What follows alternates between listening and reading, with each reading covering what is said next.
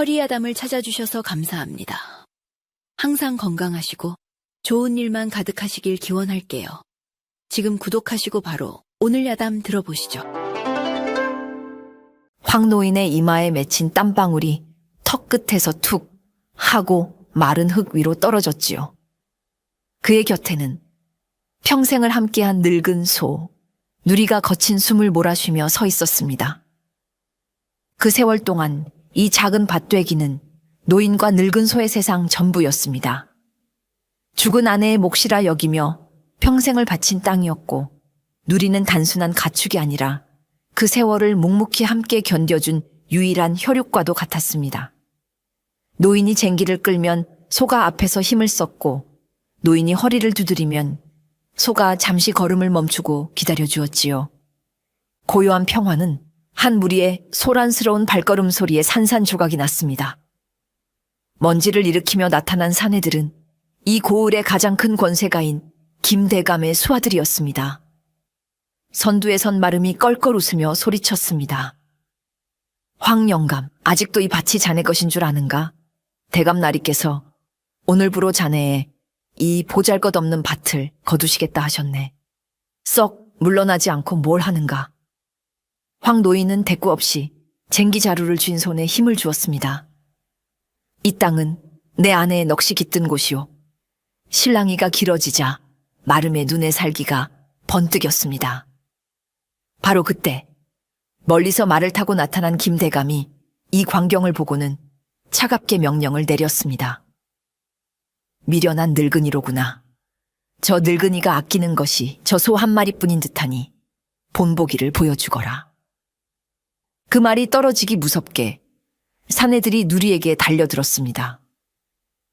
음매, 평생 사람에게 순종하기만 했던 누리가 겁에 질려 울부짖었지요.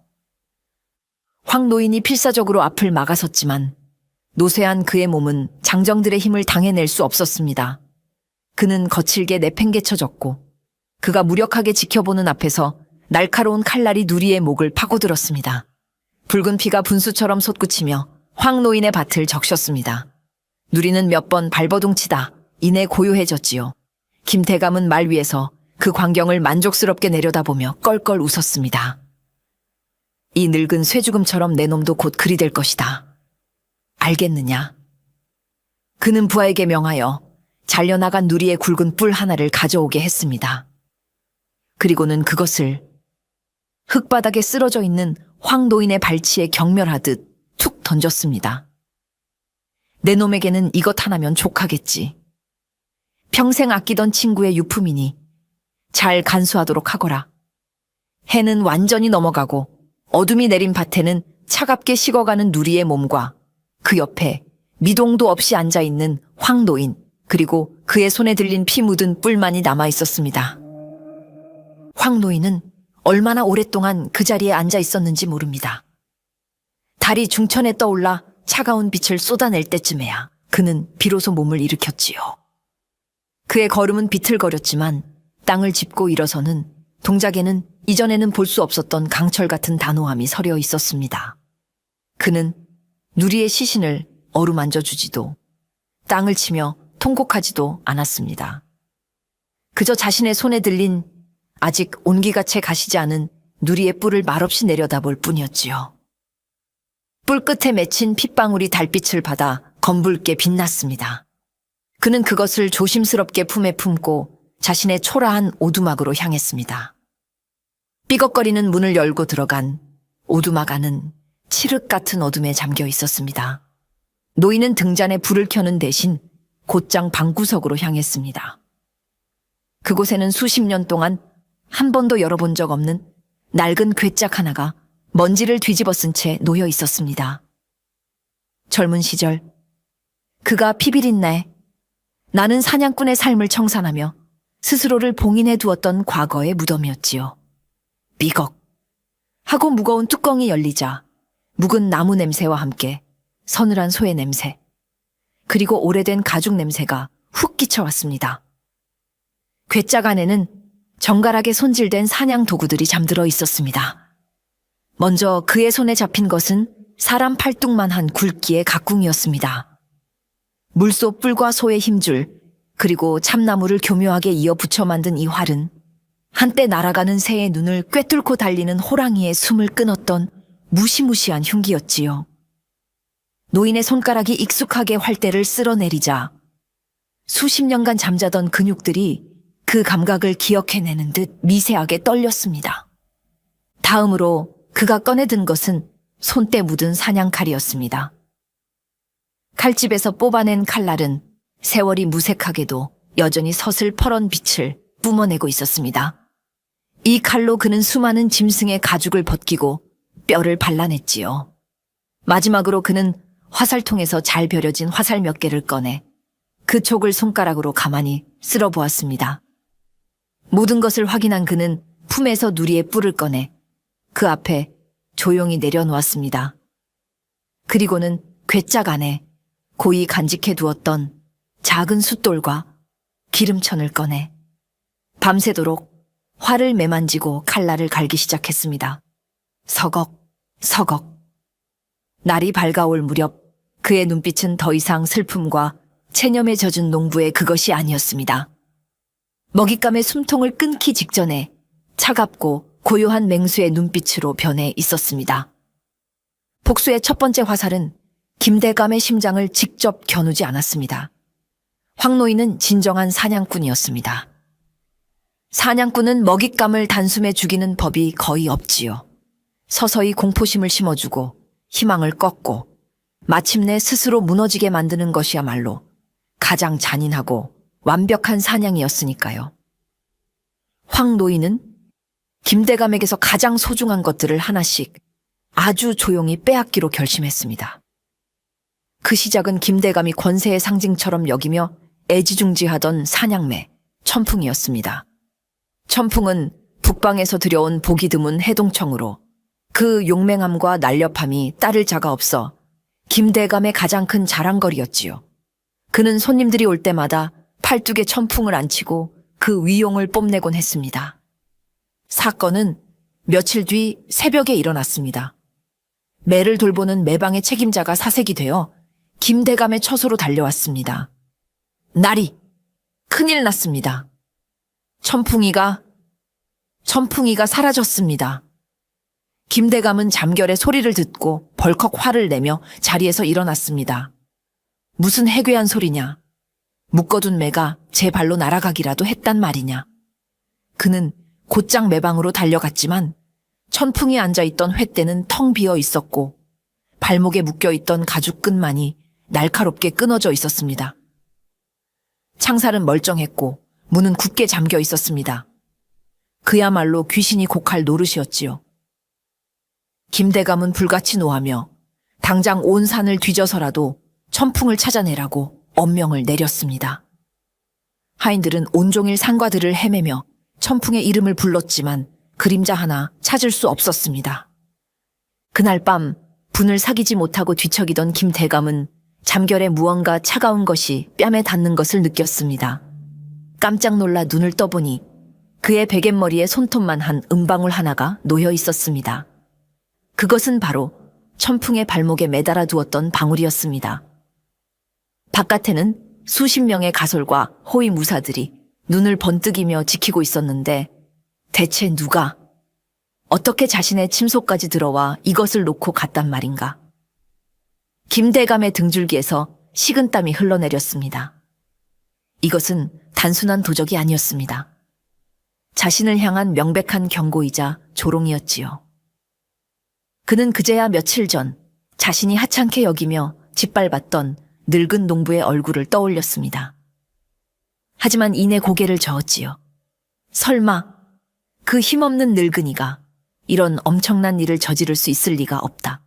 하지만 그의 마음속에 피어오르기 시작한 불안감의 씨앗은 그날 밤 내내 그를 잠 못 들게 만들었습니다. 첫 번째 경고가 김대감의 마음을 흔드는 보이지 않는 칼날이었다면 두 번째 공격은 그의 위신을 뿌리째 뒤흔드는 거대한 불길이었습니다. 김대감에게는 천풍만큼이나 자랑스러워하는 것이 또 있었으니 바로 제주도에서 특별히 공수해온 3마리의 천리마였습니다. 윤기가 흐르는 털과 탄탄한 근육을 자랑하는 이 말들은 그의 부와 권력의 또 다른 상징이었지요. 그는 이 말들을 타고 사냥에 나서거나 위풍당당하게 저잣거리를 행차하며 사람들의 부러움 섞인 시선을 즐겼습니다. 그는 말들을 위해 특별히 크고 튼튼한 마구간을 짓고 가장 숙련된 마부들을 고용하여 관리하게 할 만큼 애정이 깊었습니다. 사건은 또다시 모두가 깊이 잠든 한밤중에 일어났습니다. 불이야! 마굿간에 불이 났다! 정적을 깨는 다급한 외침과 함께 시뻘건 불길이 밤하늘을 집어삼킬 듯이 타올랐습니다. 김대감이 허둥지둥 뛰어나왔을 때는 이미 불길이 마굿간 전체를 뒤덮은 후였습니다. 튼튼한 참나무로 지은 마굿간은 거대한 화로가 되어 활활 타올랐고 안에서는 말들의 고통스러운 비명소리가 터져 나왔습니다. 하인들이 물동이를 날라 필사적으로 불을 끄려 했지만 역부족이었지요. 불길은 어찌나 거센지 마치 마른 장작에 기름이라도 부은 듯 했습니다. 한참의 사투 끝에 겨우 불길이 잡혔을 때 마굿간은 숫덩이처럼 변해 있었고 김대감이 자랑하던 천리마 3마리는 모두 새까맣게 타 죽은 채 쓰러져 있었습니다. 김대감은 망연자실하여 그 자리에 주저앉았습니다. 그런데 폐허를 살피던 마부 하나가 무언가를 발견하고는 겁에 질린 목소리로 외쳤습니다. 나리, 이것 좀 보십시오. 그가 가리키는 곳에는 아직 타지 않고 남아있던 마굿간의 흙바닥에 기이한 문양이 찍혀 있었습니다. 그것은 마치 소의 발자국을 닮은 듯한 모양이었는데 뜨겁게 달군 인두로 지진 것처럼 선명한 낙인이었습니다. 그 순간 마굿간에 모여있던 모든 사람들의 머릿속에 한 가지 생각이 섬광처럼 스쳐 지나갔습니다. 며칠 전 김대감에게 억울하게 죽임을 당한 황노인의 늙은 소.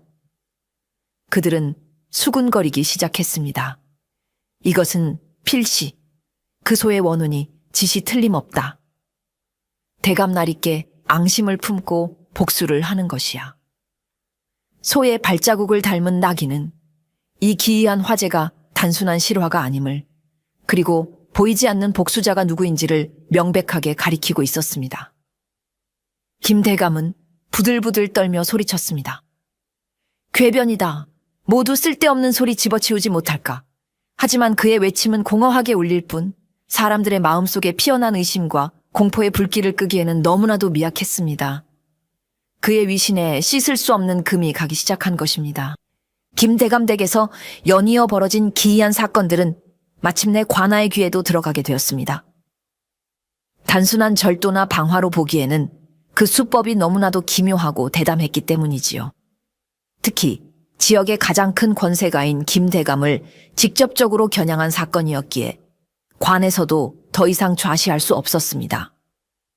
이 사건의 수사를 맡게 된 인물은 새로 도성에 부임한 젊은 포도부장 이겸이었습니다. 그는 비록 나이는 젊었지만 명석한 두뇌와 날카로운 통찰력으로 여러 미제 사건을 해결하여 명성이 자자한 인물이었습니다. 이겸은 사건 기록을 꼼꼼히 살피고 직접 김대감의 집을 방문하여 현장을 둘러보았습니다. 사라진 매, 베갯머리의 방울, 그리고 잿더미가 된 마굿간과 소발자국 모양의 낙인까지. 그는 모든 단서들을 하나하나 신중하게 검토했지요. 김대감은 이 모든 것이 자신에게 원한을 품은 정치적 반대파의 소행일 것이라 주장하며 당장 그들을 잡아들여 족치라고 목소리를 높였습니다. 하지만 이겸의 생각은 달랐습니다. 그는 사건의 면면을 들여다볼수록 이것이 권력을 노린 자의 음모라고 보기에는 너무나도 개인적이고 상징적인 복수극의 형태를 띠고 있음을 직감했습니다. 대감날이 사라진 것은 금은보화가 아니라 대감께서 가장 아끼시던 매와 말이었습니다. 범인은 재물이 아닌 대감의 자존심을 노린 것입니다. 이겸은 차분하게 자신의 소견을 밝혔습니다. 또한 마굿간의 불은 단순한 방화가 아니었습니다. 현장의 흔적으로 보아 범인은 짐승의 기름을 곳곳에 뿌려 불길이 순식간에 번지도록 만들었습니다. 이는 산과 짐승의 생리를 잘 아는 자의 소행일 가능성이 높습니다. 그리고 마지막으로 이 낙인. 그는 이 사건이 거대한 배후를 가진 조직적인 범죄가 아니라 김대감에게 깊은 원한을 품은 단 한 사람 혹은 소수의 인물에 의해 저질러진 처절한 복수극일 것이라 결론 내렸습니다. 그는 김대감에게 물었습니다. 혹 최근에 누군가에게 씻을 수 없는 원한을 산 일이 있으십니까? 김대감은 순간 며칠 전 하찮게 짓밟아 버렸던 늙은 농부와 그의 소를 떠올렸지만 이내 자존심 때문에 고개를 저으며 그런 일은 없다고 잡아댔습니다. 하지만 이겸은 그의 미세하게 흔들리는 눈빛을 놓치지 않았습니다. 그는 관하로 돌아와 부하들에게 조용히 명을 내렸습니다. 최근 김대감과 분쟁이 있었던 자들을 모두 조사하라. 황 노인의 복수는 잠시 소강 상태에 접어든 듯 보였습니다. 김대감은 관아의 수사가 시작되자 집안의 경비를 삼엄하게 늘리고 밤낮으로 순찰을 돌게 했습니다. 그는 이제 곧 범인이 잡힐 것이라 믿으며 조금씩 안정을 되찾아가는 듯 했지요. 하지만 황 노인은 그 모든 것을 멀리서 지켜보며 다음 사냥을 준비하고 있었습니다. 그의 다음 목표는 김대감의 눈에 보이는 재산이 아니라 그의 마음을 안쪽에서부터 좀먹어 들어갈 보이지 않는 공포였습니다. 진정한 사냥꾼은 기다릴 줄 아는 법이었으니까요. 사건은 며칠 뒤 김대감 댁의 거대한 식량 창고에서 터져 나왔습니다. 창고를 관리하던 하인이 아침에 문을 열었다가 기겁을 하며 비명을 질렀던 것입니다. 쥐떼다. 곳간에 쥐떼가 들었다. 그의 비명을 듣고 달려온 사람들은 눈앞의 광경에 경악을 금치 못했습니다. 수천 마리는 좋게 되어 보이는 시커먼 쥐떼가 창고 안을 가득 메우고 있었습니다. 쥐들은 산더미처럼 쌓여 있던 쌀가마를 갉아먹고 천장에 매달아둔 곶감과 육포를 끌어내리고 온갖 곡식들을 파헤치며 그야말로 난장판을 벌이고 있었지요. 창고 안은 쥐들의 찍찍거리는 소리와 사물을 갉아대는 소리로 귀가 먹먹할 지경이었습니다.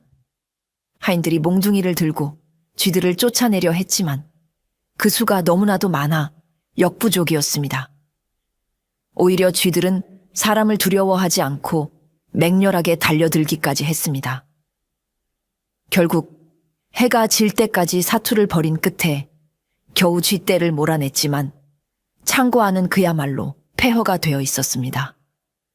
겨우내 먹을 식량의 절반 이상이 쥐들의 배설물과 오물로 뒤범벅이 되어 먹을 수 없게 되었지요.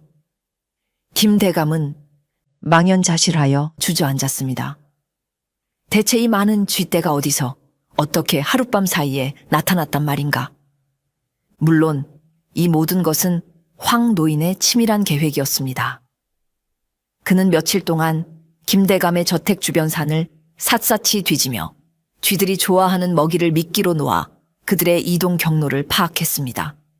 그리고는 수십 개의 덫을 이용해 살아있는 쥐들을 생포했지요. 사건이 벌어지기 전날 밤, 그는 사로잡은 쥐들을 자루에 담아 쥐들만이 아는 샛길과 개구멍을 통해 창고 안으로 몰래 들여보냈던 것입니다. 산과 짐승의 생리를 꿰뚫고 있는 그에게는 그리 어려운 일이 아니었습니다. 이 사건은 김대감에게 엄청난 재산상의 손실과 함께 설명할 수 없는 초자연적인 공포를 안겨주었습니다. 이제 그의 집안 사람들은 이것은 필시 사람의 짓이 아니다. 원한 맺힌 소귀신이 온갖 요물들을 부려 대감댁을 망하게 하려는 것이다. 라며 공공연히 수군거리기 시작했습니다. 김대감은 밤마다 헛것을 보고 쥐들이 천장을 기어다니는 환청에 시달리며 서서히 미쳐가기 시작했습니다. 한 사람의 입에서 시작된 말은 10사람의 귀로 들어가고 100사람의 입을 거치며 걷잡을 수 없는 생명력을 얻게 되는 법입니다. 김대감 댁에서 벌어진 일련의 기이한 사건들은 저작거리 안악들의 입방가를 통해 주막의 술꾼들의 허풍을 통해 온 고을로 빠르게 퍼져나갔습니다. 처음에는 그저 흥미로운 가십거리에 불과했던 이야기는 사람들의 상상력과 버무려지며 점차 하나의 정설처럼 굳어지기 시작했지요. 그 소문의 핵심은 바로 소 귀신의 복수였습니다. 들었는가? 김대감댁 마구간에 불이 난 날, 시커먼 소의 형상을 한 귀신이 지붕 위에서 불타는 마구간을 내려다보고 있었다지 뭔가. 그뿐만이 아닐세. 곳간을 망쳐놓은 쥐떼는 그 소 귀신이 부리는 요물들이라더군. 대감이 평소에 워낙 악행을 많이 저질렀으니 하늘이 노해서 짐승의 몸을 빌려 벌을 내리는 것이야. 사람들은 저마다 살을 붙여가며 이야기를 부풀렸습니다. 평소 김대감의 탐욕과 오만함에 시달려왔던 백성들에게 이 소문은 일종의 통쾌한 복수극처럼 받아들여졌습니다. 그들은 대놓고 말하지는 못했지만 보이지 않는 복수자를 은근히 응원하고 있었지요. 김대감의 권세가 강할 때는 감히 고개도 들지 못했던 사람들이 이제는 뒤에서 그를 조롱하고 손가락질하기 시작했습니다. 그가 저작거리에 행차라도 하면 사람들은 슬금슬금 피하거나 의미심장한 눈빛으로 수군거렸습니다. 이 소문은 김대감의 귀에도 당연히 들어갔습니다. 그는 길길이 날뛰며 당장 헛소문을 퍼뜨리는 자들을 잡아들여 곤장을 치라고 명했지만 한번 퍼지기 시작한 소문을 막을 수는 없었습니다. 눈에 보이는 재산의 손실보다 더 무서운 것은 바로 이처럼 눈에 보이지 않는 위신의 추락이었습니다. 백성들의 존경과 두려움을 먹고 자라는 것이 권세의 본질인데 이제 사람들은 그를 두려워하기는커녕 조롱의 대상으로 삼고 있었으니까요. 그의 말은 더 이상 이전과 같은 권위를 갖지 못했고 그를 따르던 이들도 하나둘씩 등을 돌릴 기미를 보였습니다. 그는 점점 더 포악해졌지만 그럴수록 사람들의 마음은 더욱더 그에게서 멀어져 갔습니다. 황 노인은 이 모든 것을 자신의 오두막에서 조용히 전해 들었습니다. 그는 칼이나 활을 쓰지 않고도 사람의 입이라는 가장 무서운 무기를 이용해 김대감의 성을 안에서부터 무너뜨리고 있었던 것입니다. 복수는 차갑게 식혀야 그 맛이 깊어지는 법. 황 노인은 아직 김대감의 숨통을 끊을 때가 아니라고 판단했습니다. 그는 그저 묵묵히 다음 사냥을 위해 칼날을 갈고 있을 뿐이었습니다. 저작거리에 파다하게 퍼진 소 귀신의 복수 소문은 포도부장 이겸의 수사에도 새로운 방향을 제시해 주었습니다. 그는 처음부터 이 사건이 김대감을 향한 개인적인 원한에서 비롯되었을 것이라 짐작하고 있었지요. 소문은 그의 심증을 더욱 굳혀주었습니다. 그는 부하들을 시켜 소문의 근원지를 역으로 추적하는 한편 최근 김대감에게 소를 잃은 자가 누구인지를 집중적으로 탐문하기 시작했습니다. 그리고 얼마 지나지 않아 그의 수사망에 한 명의 인물이 뚜렷하게 떠올랐습니다. 바로 외딴 산비탈에 사는 황 노인이었습니다. 이겸이 보고받은 바에 따르면 황 노인은 며칠 전 김대감에게 평생을 함께한 늙은 소를 잃고 밭까지 빼앗겼다고 했습니다. 또한 그는 젊은 시절 인근에서 가장 이름난 사냥꾼이었다는 사실도 함께 밝혀졌지요. 사냥꾼이라고? 이겸은 무릎을 쳤습니다. 모든 조각들이 하나로 맞춰지는 듯한 기분이었습니다. 짐승의 기름을 이용한 방화, 산의 쥐들을 다루는 능력, 그리고 흔적도 없이 목표물에 접근하는 대담한 수법까지. 이 모든 것은 평범한 농부나 도적이 아니라 산과 짐승의 생리를 손바닥처럼 꿰뚫고 있는 노련한 사냥꾼만이 할 수 있는 일이었습니다. 마구간에 남겨진 소 발자국 모양의 낙인은 범인이 바로 소를 잃은 사냥꾼, 자신임을 드러내는 서명과도 같았던 것입니다. 황 노인, 그가 틀림없다. 이겸은 확신했습니다. 그는 즉시 몇 명의 정예 포졸들을 이끌고 황 노인이 살고 있다는 산비탈의 오두막으로 향했습니다. 그는 부하들에게 절대 경거망동하지 말고 자신이 신호를 주기 전까지는 오두막을 포위하고 조용히 대기하라고 명했습니다. 가파른 산길을 한참 올라가자 마침내 낡고 초라한 오두막 한 채가 모습을 드러냈습니다. 금방이라도 쓰러질 듯한 오두막은 깊은 침묵에 잠겨 있었습니다. 굴뚝에서는 연기가 피어오르지 않았고 인기척 또한 전혀 느껴지지 않았지요. 이겸은 조심스럽게 오두막으로 다가갔습니다. 그리고는 굳게 닫힌 살인문 앞에서 최대한 예를 갖추어 소리쳤습니다. 어르신 계십니까? 도성에서 온 포도부장 이겸이라고 합니다. 잠시 여쭐 말씀이 있어 찾아왔습니다. 그의 목소리는 고요한 산속으로 울려 퍼졌지만 오두막 안에서는 아무런 대답도 들려오지 않았습니다. 마치 처음부터 아무도 살지 않았던 것처럼 오두막은 그저 깊은 침묵으로 그를 맞이할 뿐이었습니다. 이겸은 한참을 더 밖에서 기다렸지만 오두막 안에서는 여전히 아무런 기척이 없었습니다. 그는 무언가 잘못되었음을 직감했지요. 그는 더 이상 지체할 수 없다고 판단하고 부하들에게 손짓하여 조심스럽게 안으로 진입했습니다. 삐걱거리는 문을 열고 들어간 오두막 내부는 놀라울 정도로 정갈했습니다. 방 한 구석에는 이부자리가 단정하게 개켜 있었고 아궁이에는 불을 뗀 흔적이 남아 있었지만 온기는 이미 사라진 지 오래였습니다. 마치 주인이 잠시 집을 비운 듯 보였지만 이겸은 방 안에 감도는 미묘한 위화감을 느꼈습니다. 그것은 너무나도 완벽하게 비어있다는 느낌이었습니다. 부장날이 이것을 보십시오. 한 포졸이 방바닥에서 무언가를 발견하고는 그를 불렀습니다. 그것은 아주 작은 나무 조각이었는데 자세히 보니 무언가를 조각하다 남은 파편이었습니다.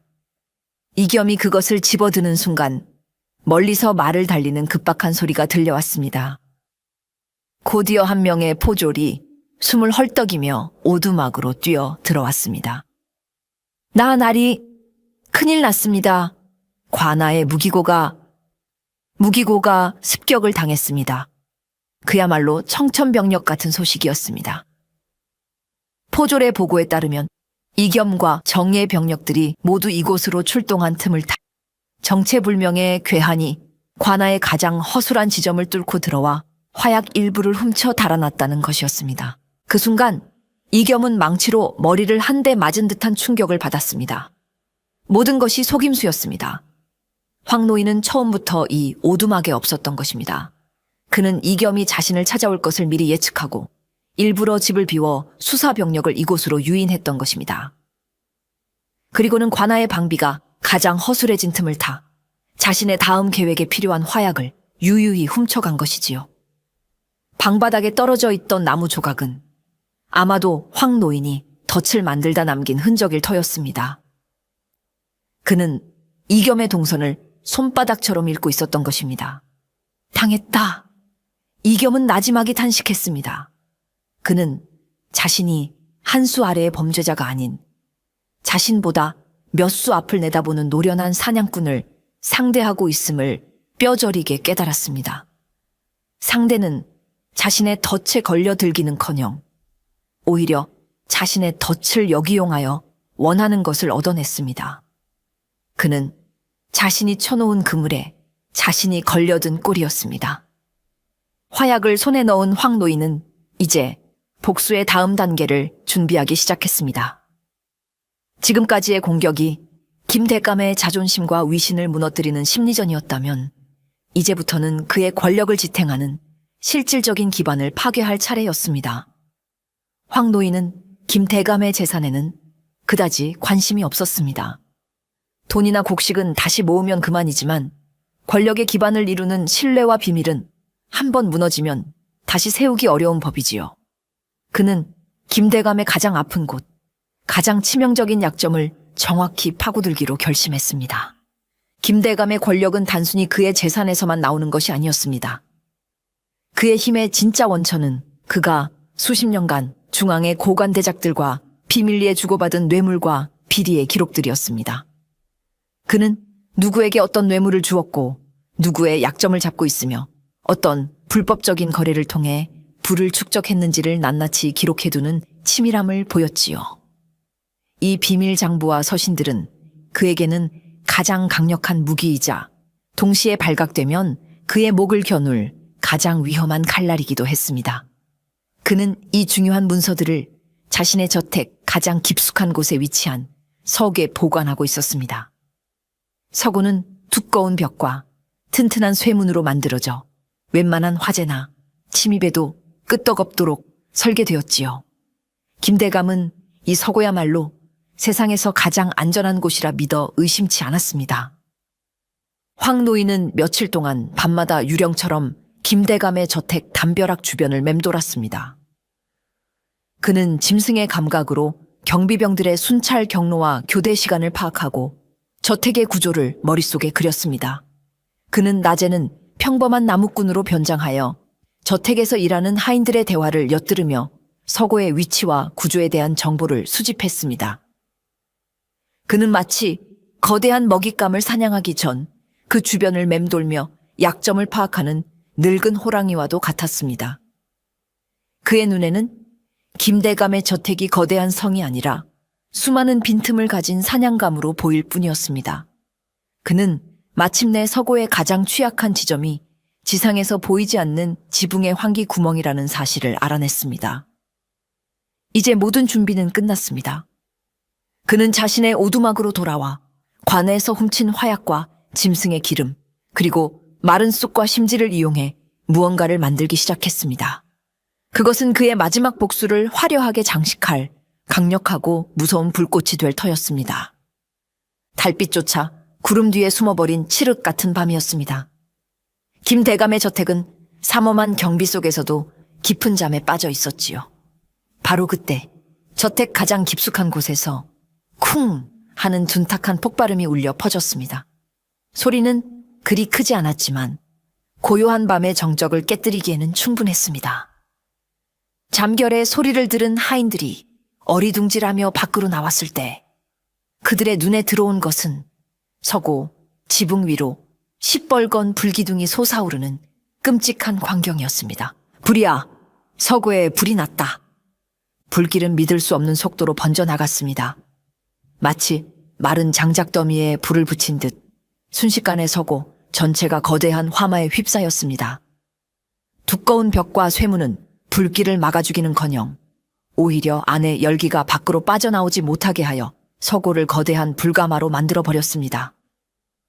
허둥지둥 달려온 김대감은 눈앞의 광경을 보고는 그대로 얼어붙었습니다.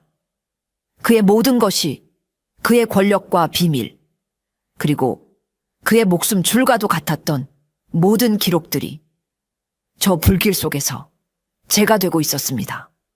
안 된다. 어서 불을 꺼라. 저 안의 문서들을 꺼내야 한다.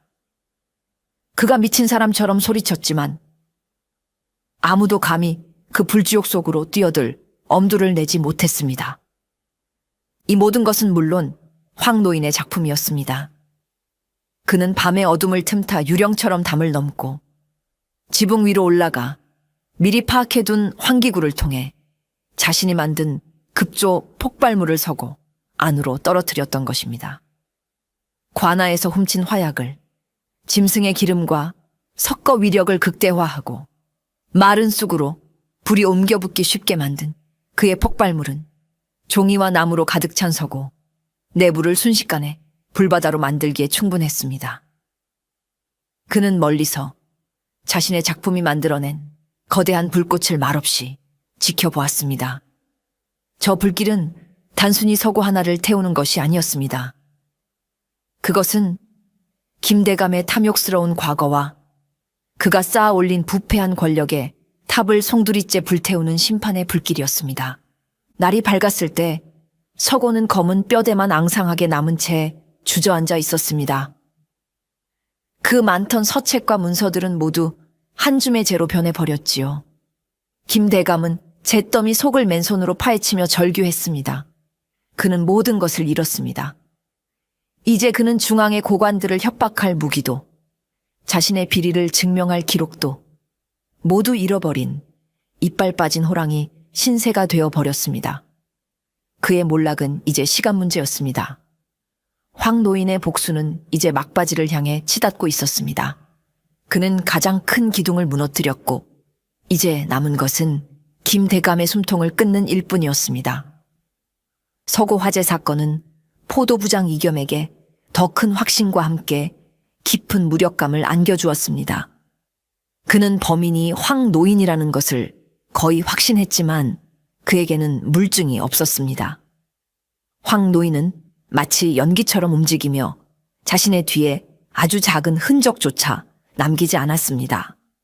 오히려 관아의 무기고를 털리는 등 그의 노련한 지략에 계속해서 허를 찔리고 있었지요. 이겸은 이대로 가다가는 더 큰 희생이 생길 수도 있겠다고 판단했습니다. 그는 더 이상 황 노인의 뒤를 쫓는 것만으로는 그를 잡을 수 없다고 결론 내렸습니다. 덫을 놓아야 했습니다.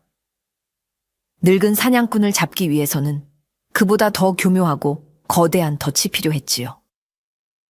이겸은 며칠 동안 밤을 새워가며 황 노인의 심리를 분석했습니다. 그는 무엇을 원하는가? 그의 최종 목표는 무엇일까? 황 노인은 김대감의 재산에는 관심이 없었습니다. 그의 모든 공격은 김대감의 자존심과 권력을 겨냥하고 있었지요. 그렇다면 아직 김대감에게 남아있는 것들 중에서 황 노인이 반드시 파괴하고 싶어 할 만한 상징적인 무언가를 미끼로 던져야 했습니다. 이겸은 김대감의 남은 재산 목록을 샅샅이 뒤졌습니다. 그리고 마침내 그의 눈에 한 가지가 들어왔습니다. 그것은 바로 수십 년간 정성 들여 가꿔온 거대한 인삼밭이었습니다. 그 인삼밭은 단순한 밭이 아니었습니다. 그곳에서 나는 최상급의 인삼들은 모두 임금님께 진상되거나 중앙의 고관들에게 뇌물로 바쳐지는 김대감의 권력을 유지하는 또 다른 중요한 자금원이자 상징이었습니다. 또한 인삼밭은 넓은 평지에 위치해 있어 숨을 곳 없는 사방이 트인 공간이었습니다. 만약 황 노인이 이곳을 노린다면 그가 아무리 뛰어난 사냥꾼이라 할지라도 수많은 관군들의 포위망을 피하기는 어려울 터였습니다. 이겸은 바로 이 인삼밭을 마지막 무대로 삼기로 결정했습니다. 그는 교묘한 함정을 설계하기 시작했습니다. 먼저 그는 저잣거리에 은밀하게 헛소문을 퍼뜨렸습니다. 김대감이 서고의 비리 장부를 모두 잃고 이제 남은 것은 저 인삼밭뿐이라더라. 저 밭을 팔아 재기하려 한다는군. 이 소문은 분명 황 노인의 귀에도 들어갈 것이었습니다. 다음으로 그는 김대감을 설득하여 인삼밭의 경비를 일부러 허술하게 보이도록 만들었습니다. 그리고는 밭 주변의 숲과 언덕에 수십 명의 정예 포졸들을 매복시켰지요. 이제 모든 준비는 끝났습니다. 이겸은 숨을 죽이고 늙은 사냥꾼이 자신이 파놓은 덫으로 제 발로 걸어 들어오기만을 기다렸습니다. 팽팽한 긴장감이 인삼밭 주변을 감돌기 시작했습니다. 이겸이 파놓은 덫은 실로 치밀하고 교묘했습니다. 평범한 범죄자였다면 의심 없이 그 덫에 걸려들었을지도 모릅니다. 하지만 그의 상대는 평생을 산과 들에서 짐승의 속임수와 싸워온 늙은 사냥꾼 황 노인이었습니다. 저잣거리에 퍼진 소문은 황 노인의 귀에도 당연히 들어왔지요. 하지만 그는 그 소문을 듣고 섣불리 움직이지 않았습니다. 오히려 그는 자신의 오두막에 앉아 바람의 냄새를 맡고 밤하늘의 별을 보며 무언가를 읽어내려 애썼습니다. 그의 감각은 이 모든 상황이 너무나도 인위적이고 부자연스럽다고 말해주고 있었습니다. 김대감의 마지막 자존심이 인삼밭이라고. 그럴 리가 없다. 그 교활한 자에게는 보이지 않는 곳에 숨겨둔 재산이 더 있을 터. 이것은 나를 유인하기 위한 미끼다. 황 노인은 이겸의 의도를 정확히 간파했습니다. 그는 젊은 포도부장이 자신을 잡기 위해 거대한 그물을 쳐놓았음을 직감했지요. 그는 웃었습니다. 하지만 그것은 조롱이나 비웃음이 아니었습니다. 마침내 자신과 대등하게 싸울 만한 상대를 만났다는 늙은 사냥꾼의 희열에 가까운 미소였습니다. 그는 이겸의 덫을 피할 생각이 없었습니다. 오히려 그는 그 덫을 역이용하여 자신의 마지막 사냥을 완성할 완벽한 무대로 만들기로 결심했습니다. 황노인은 며칠 동안 인삼밭 주변을 샅샅이 정찰했습니다. 그는 이겸의 눈을 피해 짐승들만이 아는 새끼를 통해 움직이며 관군들이 매복한 위치와 규모를 모두 파악했지요. 그는 이겸이 자신을 기다리고 있을 넓은 평지가 아니라 그 뒤에 위치한 좁고 안개 짙은 협곡과 깎아지른 듯한 절벽에 주목했습니다. 그곳이야말로 김대감과 관군들을 모두 끌어들여 자신의 사냥 기술을 극대화할 수 있는 최적의 장소였습니다. 그는 먼저 협곡 곳곳에 교묘한 함정들을 설치하기 시작했습니다. 발을 헛디디면 그대로 굴러떨어지게 만드는 위장 구덩이, 건드리면 통나무가 굴러떨어지는 덫, 그리고 짙은 안개 속에서 방향 감각을 잃게 만들 교란 장치까지. 그는 수십 년간의 사냥 경험을 총동원하여 협곡 전체를 거대한 사냥터로 만들었습니다. 그는 또한 관군들이 자신을 포위했을 때 그들의 대열을 무너뜨리고 혼란에 빠뜨릴 여러 가지 장치들도 마련해 두었지요. 덫을 놓는 자와 덫을 역이용하려는 자, 두 사람의 보이지 않는 지략 싸움은 이제 절정을 향해 치닫고 있었습니다. 이겸이 쳐놓은 그물이 며칠째 아무런 움직임 없이 팽팽하게 유지되고 있을 무렵이었습니다. 황노인은 마침내 자신의 마지막 미끼를 던졌습니다. 그것은 저작거리의 어린 아이를 통해 김대감에게 비밀리에 전달된 한 통의 밀서였지요. 밀서에는 거친 필체로 이렇게 쓰여 있었습니다. 김대감에게 고한다. 나는 그대의 불타버린 서교에 무엇이 있었는지 모두 알고 있는 자다. 그대의 모든 비리가 적힌 장부의 원본이 내 손에 있다. 내일 밤 보름달이 중천에 떴을 때 인삼밭 뒤편 절벽에서 나를 만나라. 만약 관에 알리거나 단 한 명의 부하라도 데리고 온다면 이 장부는 곧장 도성으로 보내질 것이다. 그대의 목숨은 그대 혼자의 발걸음에 달려있다. 밀서를 받아든 김대감의 손은 사시나무처럼 떨렸습니다. 불타버린 줄 알았던 자신의 약점이 여전히 다른 누군가의 손에 남아있다는 사실은 그에게 사형 선고나 다름없었습니다. 그는 극심한 불안과 공포에 휩싸였습니다. 이겸에게 이 사실을 알리고 도움을 청할까도 생각했지만 밀서의 경고가 그의 발목을 잡았습니다. 만년에 하나 이겸마저 자신을 배신하고 장부를 가로챈다면 그는 아무도 믿을 수 없었습니다. 결국 그의 탐욕과 의심은 스스로를 구렁텅이로 몰아넣는 최악의 선택을 하게 만들었습니다. 그는 이 사실을 아무에게도 알리지 않고 혼자서 약속 장소에 나가 장부를 되찾거나 혹은 상대를 제거해야겠다고 결심했습니다. 그는 자신의 무술 실력을 믿었고 만약을 대비해 품 안에 날카로운 비수를 숨겼습니다. 그는 자신이 지금 거대한 덫의 중심으로 제 발로 걸어 들어가고 있다는 사실을 까맣게 모르고 있었습니다. 그의 눈에는 오직 자신의 비밀을 되찾아야 한다는 조급함과 탐욕만이 가득했지요. 황노인은 자신의 오두막에서 김대감이 밀서를 받았을 것이라 확신하며 조용히 때를 기다렸습니다. 그는 김대감이라는 인간의 본성을 정확히 꿰뚫어 보고 있었습니다. 그는 절대 자신의 비밀을 타인과 공유하지 않을 것이며 위기 상황일수록 더욱 독단적이고 어리석은 판단을 내릴 것이라는 것을 말입니다. 이 밀서는 황노인이 김대감의 목에 건 마지막 올감이었습니다. 이제 남은 것은 그가 스스로 올가미를 조이도록 만드는 일뿐이었습니다. 달이 서서히 차오르며 마지막 사냥의 밤이 다가오고 있었습니다. 약속한 날 밤 거대한 보름달이 세상을 은빛으로 물들이고 있었습니다. 김대감은 약속대로 검은 옷으로 몸을 감춘 채 홀로 인삼밭을 지나 절벽으로 향했습니다. 그의 발걸음은 조심스러웠지만 그 눈빛에는 긴장감과 함께 비장함이 서려 있었지요. 짙은 안개가 자욱하게 깔린 절벽길은 한치 앞을 분간하기 어려웠습니다. 그는 품 안의 비수를 고쳐쥐며 사방을 경계했습니다. 마침내 그가 약속 장소인 절벽 끝에 다다랐을 때 그의 눈앞에 한 인형이 서 있는 것이 보였습니다. 달빛을 등지고 서 있어 얼굴은 보이지 않았지만 그는 직감적으로 저자가 자신을 부른 자임을 알아차렸습니다. 내 놈이냐? 내 장부를 가지고 있다는 놈이. 김대감의 목소리는 안개 속에서 낮게 울렸습니다. 인형은 천천히 몸을 돌렸습니다. 달빛이 그의 얼굴을 비추는 순간 김대감은 자신의 눈을 의심했습니다. 그곳에 서 있는 것은 자신이 그토록 찾아 헤매던 정치적 원수가 아니라 자신이 벌레처럼 여기며 짓밟았던 늙은 농부 황노인이었습니다. 네, 내 놈이 어찌하여 여기에. 김대감은 너무나도 놀라 말을 더듬었습니다. 황노인은 아무런 대답도 하지 않았습니다. 그의 얼굴에는 어떠한 감정도 담겨 있지 않았지요.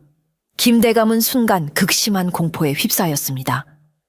그제야 그는 이 모든 것이 자신을 이곳으로 유인하기 위한 황노인의 함정이었음을 깨달았습니다. 이 늙은이가 감히 나를 속여. 그는 분노하며 품속의 비수를 꺼내 들려 했습니다. 하지만 그의 손이 비수에 닿기도 전에 황노인의 등 뒤에서 무언가가 번개처럼 날아와 그의 손등을 꿰뚫었습니다. 그것은 날카롭게 깎은 나무 조각이었습니다. 으아! 김대감은 비명을 지르며 손을 부여잡았습니다. 그가 고통으로 몸부림치는 사이 황노인은 그의 등 뒤에 교묘하게 파놓았던 거대한 함정의 위장 덮개를 발로 차버렸습니다. 김대감의 바로 등 뒤 짙은 안개와 수풀에 가려져 있던 땅이 순식간에 아가리를 벌렸습니다. 김대감은 비명을 지를 새도 없이 그 깊이를 알 수 없는 어둠 속으로 순식간에 빨려 들어갔습니다. 황노인은 함정 아래를 내려다보지 않았습니다. 그는 그저 고개를 들어 휘영청 밝은 달을 말없이 올려다볼 뿐이었습니다. 길고 길었던 사냥이 마침내 끝나는 순간이었습니다. 김대감이 함정 속으로 사라진 바로 그 순간이었습니다. 짙은 안개를 헤치고 수십 개의 횃불이 일제히 모습을 드러냈습니다. 포도부장 이겸과 그가 이끄는 관군들이었습니다. 그는 황노인의 함정과 그 함정에 빠지는 김대감의 모습을 모두 지켜보고 있었지요. 모두 멈추어라, 활을 거두어라. 이겸의 외침에 황노인을 겨누고 있던 군사들이 활시위를 내렸습니다. 이겸은 천천히 황노인에게 다가갔습니다. 황노인은 조금도 놀라거나 저항하는 기색 없이 담담하게 그를 마주보았습니다. 모든 것을 알고 있었군. 황노인이 나지막이 말했습니다.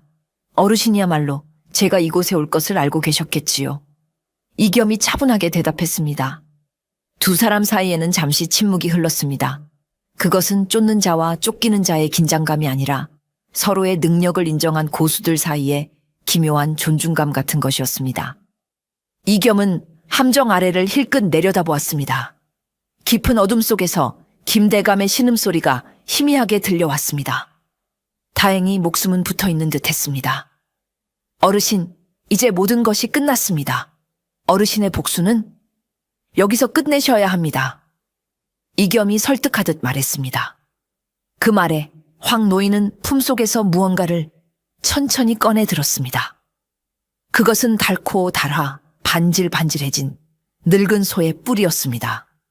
그는 그것을 이겸에게 보여주며 처음으로 자신의 이야기를 시작했습니다. 이 뿔의 주인을 기억하는가? 황노인의 목소리는 낮고 메말라 있었지만 그 안에는 한평생의 슬픔과 분노가 담겨 있었습니다. 이것은 내 아내의 넋이었고 내 아들의 그림자였으며 내 유일한 혈육이었던 누리의 것이네. 저 자는 나의 세상을 모두 빼앗아 갔어. 나는 저 자에게서 내 세상을 되찾았을 뿐이네. 그의 말에 이겸은 더 이상 아무 말도 할 수 없었습니다. 황노인은 말을 마친 뒤 손에 들고 있던 낡은 활을 조용히 땅에 내려놓았습니다. 그것은 그의 항복 선언이자 자신의 모든 것을 받아들이겠다는 무언의 표시였습니다. 공포에 질려 함정 아래에서 살려달라고 외치는 김대감의 비명소리와 그런 그를 무심히 내려다보는 황노인의 모습, 그리고 그 사이에서 고뇌하는 젊은 포도부장의 모습이 밝은 달빛 아래 기묘한 그림처럼 펼쳐지고 있었습니다. 함정 아래에서 울려 퍼지는 김대감의 애처로운 비명소리는 그의 과거 행적을 아는 관군들의 마음을 조금도 움직이지 못했습니다. 오히려 그들은 고소하다는 듯 차가운 눈으로 어둠 속을 내려다볼 뿐이었지요. 이겸은 잠시 눈을 감고 깊은 생각에 잠겼습니다. 그는 이제 선택을 해야만 했습니다. 법의 이름으로 상처 입은 악인을 구하고 의로운 복수자를 벌할 것인가? 아니면 법 이전에 존재하는 인간의 도리를 따라 악인의 몰락을 묵인하고 복수자의 처절한 마무리를 지켜볼 것인가? 그의 어깨에 법의 무게와 인간의 무게가 동시에 얹혀 있었습니다. 잠시 후 그는 눈을 떴습니다. 함정에 빠진 죄인을 끌어올려라. 그는 여기서 죽게 둘 것이 아니라 관하로 압송하여 국법에 따라 정식으로 심판받게 해야 한다. 그의 명령에 몇몇 포졸들이 밧줄을 던져 함정 아래로 내려가기 시작했습니다. 김대감은 구원의 손길이 내려오자 기쁨과 안도의 눈물을 흘렸습니다. 그런 다음 이겸은 황노인을 향해 돌아섰습니다. 황노인은 이미 모든 것을 체념한 듯 순순히 관군들의 포박을 기다리고 있었습니다. 그러나 이겸은 그를 향해 다가가지 않았습니다. 대신 그는 모든 관군들이 들을 수 있도록 큰 소리로 말했습니다. 오늘 밤 우리는 이 고을의 오랜 종기였던 악인 김대감을 체포했다. 그는 그동안 저지른 수많은 악행에 대해 엄중한 벌을 받게 될 것이다. 그는 잠시 말을 멈추고 황 노인을 바라보며 말을 이었습니다. 또한 그 과정에서 오랫동안 김대감에게 고통받아온 한 백성이 자신의 억울함을 호소하며 우리를 도왔다. 그의 용기 있는 행동이 아니었다면 김대감의 모든 죄를 밝히는 것은 불가능했을 것이다. 이겸의 말은 사실상 황 노인의 모든 행동을 개인적인 복수가 아닌 공적인 의거로 규정하는 것이나 다름없었습니다. 그는 법의 테두리 안에서 황 노인에게 최대한의 면죄부를 주려 하고 있었던 것입니다. 그는 황 노인에게 다가가 그의 어깨를 잡고 나지막이 말했습니다. 어르신의 복수는 끝났습니다. 이제 모든 것은 관아의 몫입니다. 어르신은 집으로 돌아가십시오. 내일 아침 제가 다시 찾아뵙겠습니다. 그는 황 노인을 체포하지 않았습니다. 대신 그에게 마지막 하룻밤의 자유와 자신의 삶을 정리할 시간을 주었습니다. 황 노인은 아무 말 없이 이 젊은 관료의 깊은 뜻을 이해했다는 듯 고개를 한번 끄덕였습니다. 그리고는 어둠 속으로 자신이 왔던 길을 따라 조용히 사라졌습니다. 다음 날 아침 관아는 발칵 뒤집혔습니다. 밤사이 이 지역 최고의 권세가였던 김대감이 죄인으로 압송되어 왔다는 소식은 순식간에 온 고을로 퍼져나갔습니다. 사람들은 반신반의하며 관아 앞으로 몰려들었지요. 이겸은 지체하지 않고 곧바로 김대감에 대한 신문을 시작했습니다. 처음에는 혐의를 완강히 부인하던 김대감도 이겸이 제시하는 증거들 앞에서 서서히 무너지기 시작했습니다. 내 놈이 황 노인의 밭을 빼앗고 그의 소를 죽인 것을 모두가 보았다. 내 놈이 우리 딸을 첩으로 달라며 협박했던 것을 잊었느냐. 세금을 속이고 우리들의 고혈을 빨아먹은 죄를 어찌 모르쇠 한단 말이냐. 관아의 문 밖에서 성난 백성들의 외침이 파도처럼 밀려 들어왔습니다. 김대감은 더 이상 버틸 수 없었습니다. 그의 권력은 이미 잿더미처럼 사라졌고 그를 비호해주던 중앙의 인물들도 증거가 사라진 지금은 그를 외면할 것이 뻔했습니다. 그는 결국 자신의 모든 죄를 자백하고 말았지요. 그의 자백을 통해 그동안 소문으로만 무성했던 그의 모든 악행들이 낱낱이 드러났습니다. 가난한 농민들의 땅을 헐값에 빼앗고 무고한 양민을 노비로 삼았으며 세금을 횡령하여 막대한 부를 축적한 사실까지. 그의 죄는 파헤칠수록 끝이 없었습니다. 김대감의 몰락은 그야말로 비참했습니다. 그의 모든 재산은 몰수되어 그에게 피해를 본 백성들에게 나누어졌습니다. 그가 평생을 바쳐 긁어모았던 부와 권력은 하룻밤의 꿈처럼 허망하게 사라져 버렸지요. 그는 결국 참수형을 선고받고 저작거리의 이슬로 사라지는 비참한 최후를 맞이했습니다. 그가 처형되던 날 온 고을 사람들은 거리로 나와 한 시대의 악인이 사라지는 모습을 통쾌하게 지켜보았습니다. 오랫동안 고을을 짓누르던 거대한 악이 마침내 한 늙은 사냥꾼의 처절한 복수와 젊은 관료의 정의로운 심판 앞에 무너져 내린 것입니다. 황노인의 복수는 그가 의도하지는 않았지만 결과적으로 억압받던 수많은 백성들을 해방시키는 계기가 되었습니다. 소 귀신의 복수라 불리던 저작거리의 소문은 이제 한 의로운 노인의 영웅담으로 바뀌어 사람들 입에 오르내리기 시작했습니다. 김대감에 대한 심판이 끝나고 이겸은 약속대로 황노인의 오두막을 다시 찾아갔습니다. 황노인은 그가 올 것을 알고 있었다는 듯 마루에 조용히 앉아 그를 기다리고 있었습니다. 그는 지난밤보다 한결 편안해진 얼굴이었습니다. 더 이상 그의 눈에는 차가운 복수심이나 분노가 담겨 있지 않았습니다. 그저 모든 것을 끝낸 자의 깊은 고요함만이 남아 있었지요. 이겸은 그의 맞은편에 조용히 앉았습니다. 어르신, 이제 모든 것이 끝났습니다. 이겸이 먼저 입을 열었습니다. 김대감은 국법에 따라 죗값을 치렀습니다. 황노인은 아무 말 없이 고개만 끄덕였습니다. 그는 이겸이 왜 이곳에 다시 찾아왔는지 알고 있었습니다. 비록 김대감이 악인이었다 할지라도 그를 심판하는 과정에서 황노인이 저지른 방화와 폭력, 그리고 살인미수 등은 국법으로 다스려야 할 엄연한 범죄였기 때문입니다. 황노인은 자신의 운명을 받아들일 준비가 되어 있었습니다.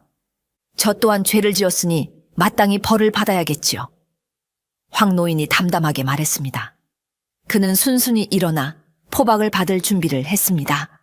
그러나 이겸은 그를 만류했습니다. 어르신, 잠시만 앉아 계십시오. 이겸은 깊은 고뇌에 빠졌습니다. 그는 황노인을 관하로 데려가 정식으로 재판에 회부해야만 했습니다.